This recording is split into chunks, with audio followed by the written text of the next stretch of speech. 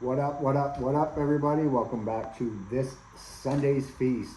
For this Sunday's Feast, we're going to do a delicious, amazing, fresh speckled trout from the Linville River in North Carolina. Buddy of mine, Tom Powers, brought that in for us. With that, we're going to put on top of a risotto. That risotto, we're going to have some delicious saffron, some thyme. We've got this tea hive cheese, which is a black tea and bergamot oil cheese. We're absolutely going to need the Vermont butter and the cream for a creamy risotto.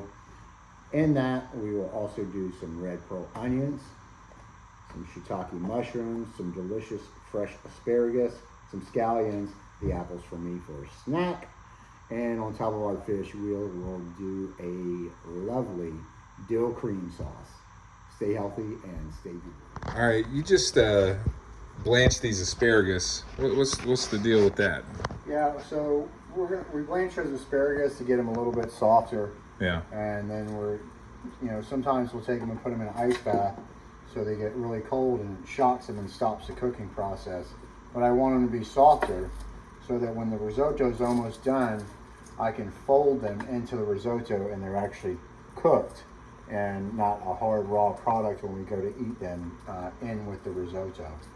So that blanching process is pretty important for that, so that you can incorporate everything into the risotto at once.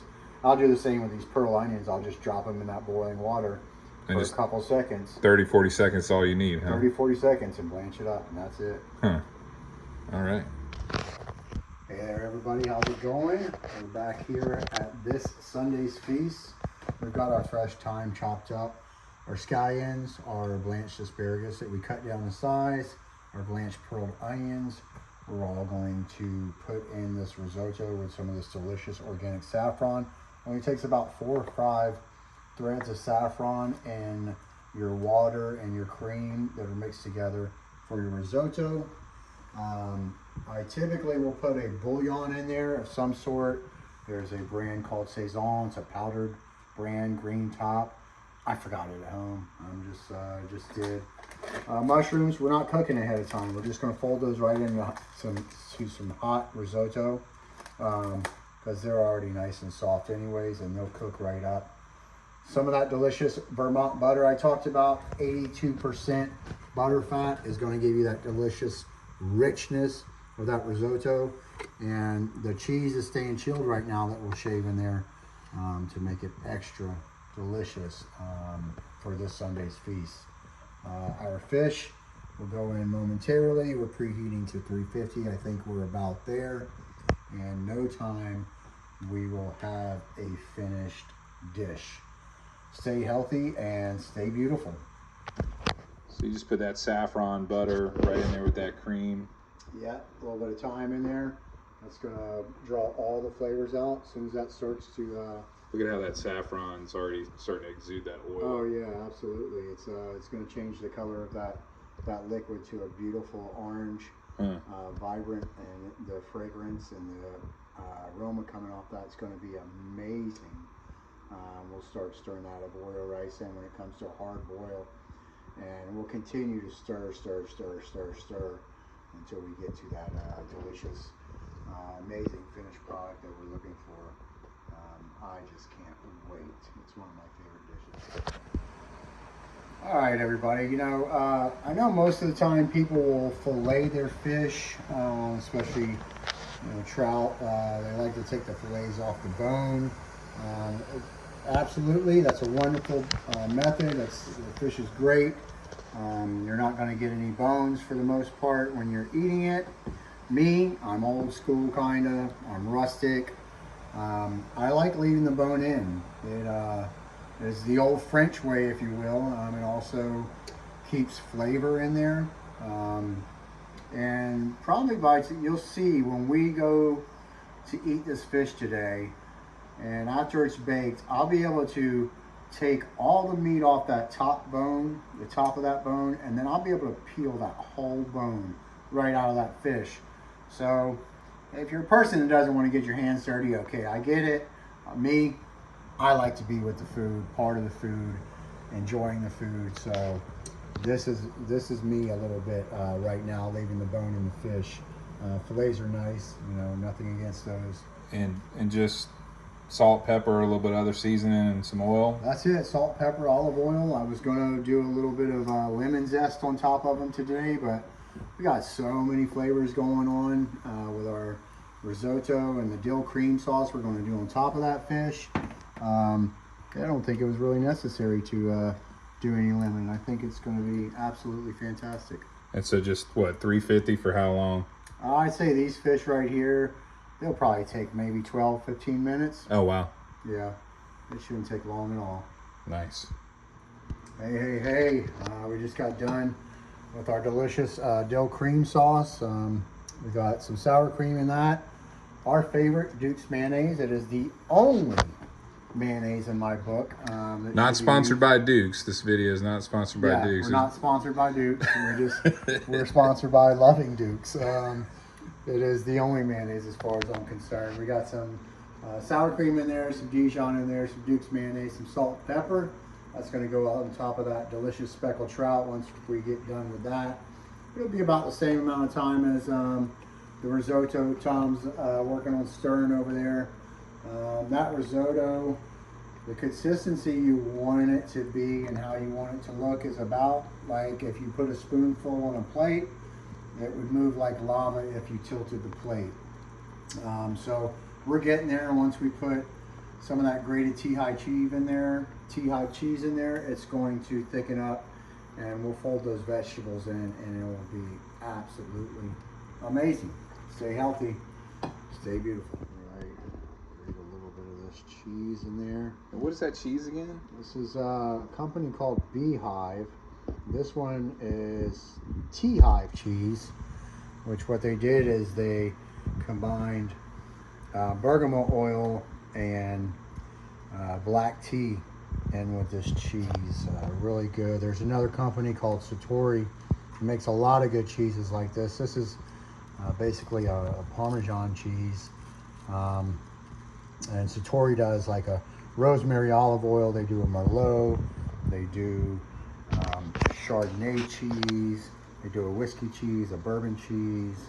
And they're all really, really phenomenal cheeses for grating into pastas or dishes like this, and for cheese plates. I mean, they're amazing. They got nice undertones of you know, all the flavors that they have on their cheeses, so this should be pretty fantastic. Pretty standard brand too, you can find it. Yeah, this one is at Harris Teeter, and Harris Teeter has just recently switched to a company called Murray's, which is out in New York, big cheese company in New York. And so all the Harris Teeters are switching over to Murray's cheeses, and Murray's carries all those cheeses. And Harris Teeter's part of Kroger family too, right? Absolutely, they are. Yeah. That was a good move. Kroger bought them, I think, some years ago. I can't remember exactly how. About 5-6 years ago, it seems like. Yeah. I worked for Teeter for a little while. They're a good company. They've come a long way, and they're still making strides. A little bit more cheese, and I think we're going to be there. It smells amazing. It does smell good. Okay, so I'm just folding these mushrooms into this risotto because it's going to cook them. I'm not one of those people that likes to cook a vegetable all the way down to where all my nutrients are gone, to where it's not there. I'm a texture person. I like a little bit of what they like to call mouthfeel. Al dente. Yeah, I definitely like to have a little bit of texture.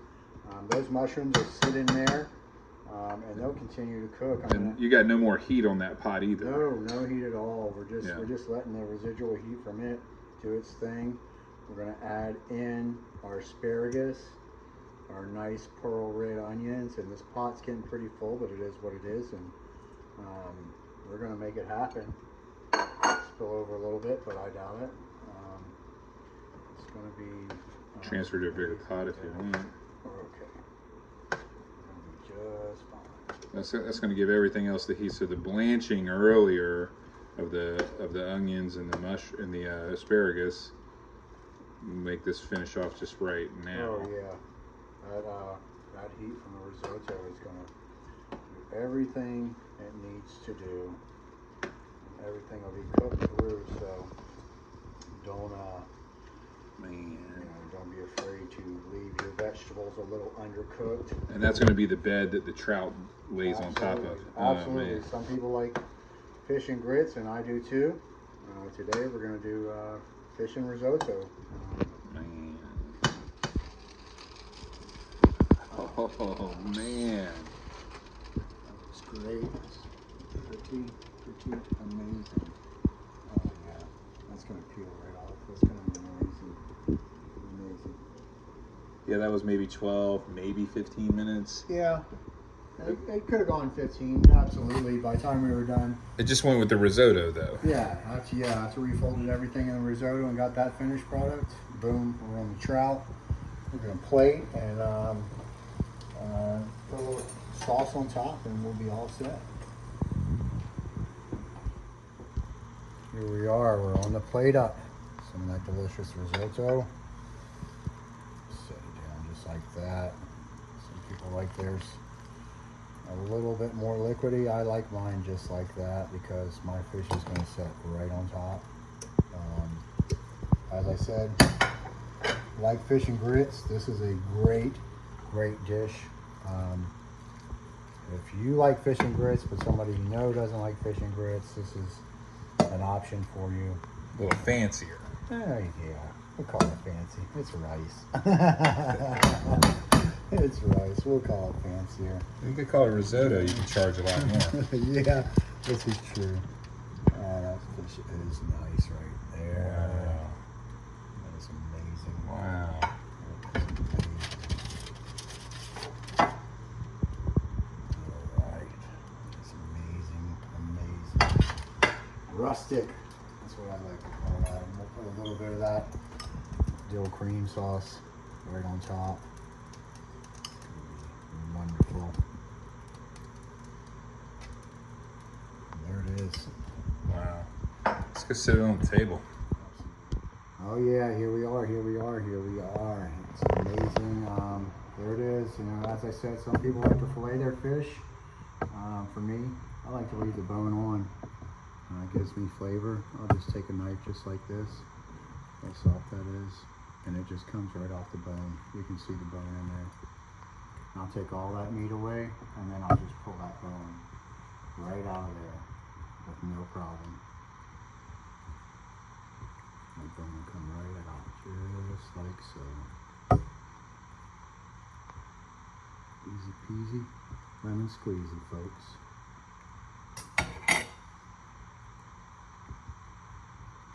Wow. And that's how I fillet. You know what I'm saying? Stay healthy.